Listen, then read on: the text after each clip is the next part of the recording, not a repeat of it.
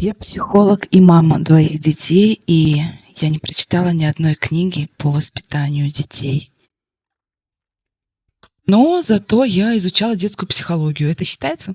Я психолог, и я уверена в том, что никакая литература вам не поможет стать хорошим родителем, пока вы не наладите собственную жизнь.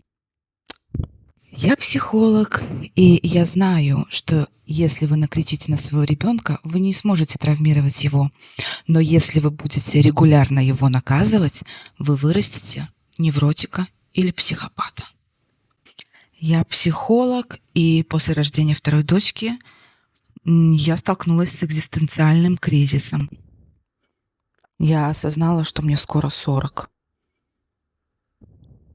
Я психолог, и я иногда не имею понятия, как совладать со своей 2-летней дочкой. Я психолог, и у меня не было послеродовой депрессии.